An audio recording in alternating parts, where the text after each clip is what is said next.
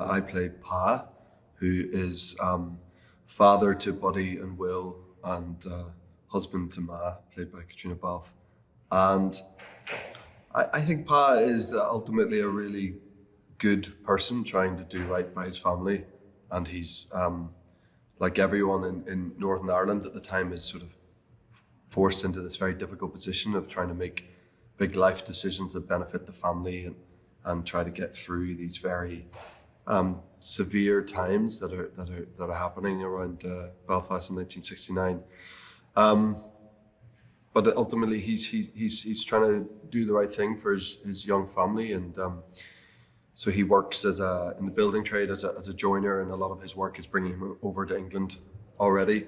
So then, when there's the opportunity to escape all the troubles that are happening in the north of Ireland, he takes that opportunity and tries to help his family. I sort of didn't base him. I mean, I have the luxury of being from Belfast and having a father from Belfast and uncles from Belfast, and lots of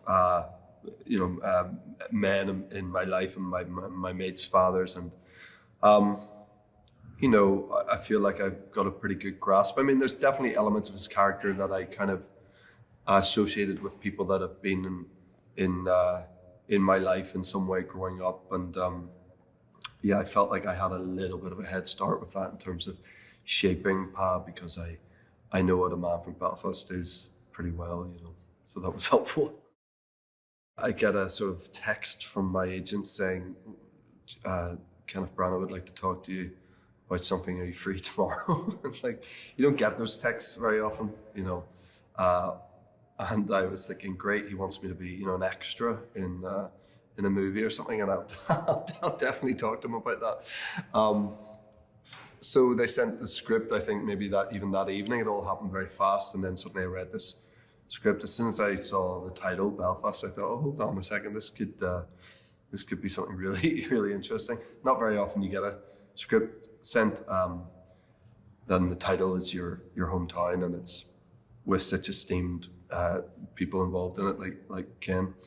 So read the script straight away, and I think the next day I spoke to Ken on a sort of FaceTime call, and just instantly, as I imagined I would, was sort of connected to him and saw how much this material and being from Belfast meant to him, and obviously being from Belfast means a lot to me also, so being able to riff off him in terms of talking about what that feels like, I felt a lot of pride,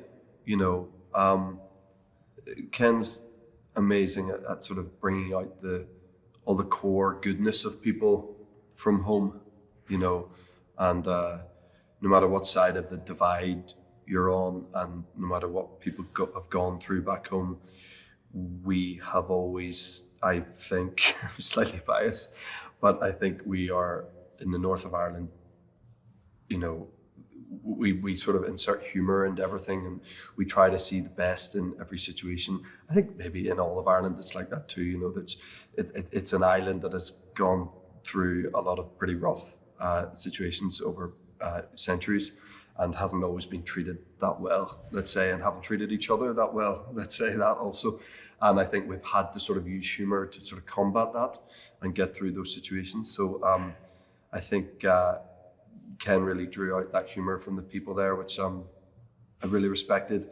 But it's a joyful script in many respects, considering the very troubling aspects of what's happening and the backdrop of what is starting to happen in Belfast at that time, and the fractions that are starting to occur, and the division and the uproar and the violence. There is still humor, and there's people trying to live their lives and make these decisions.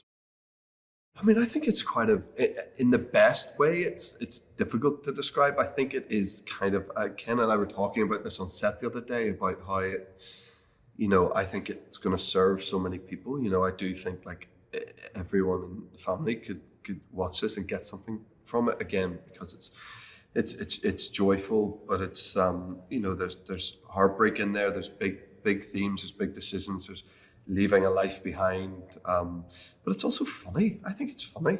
I think there's loads of humor in it. Yeah, I think it's sort of got this strain of like this very relatable sort of empathy throughout it, you know, and these decisions that are being made that I think any family can imagine themselves in these situations trying to make these decisions that are really tough and leaving a whole life, the only life you know, and leaving that behind. I mean, it must have been brutal to make those decisions then. So not only have I not really worked with an actor as a director before, I've never worked with an actor who's such an actor, such a powerhouse of an actor, such a respected, you know, lauded actor. And I've loved every second of it. And the benefit of that are so many and plentiful. But my favorite aspect of working with an actor as a director is he is so mindful of where your head's at all times as an actor.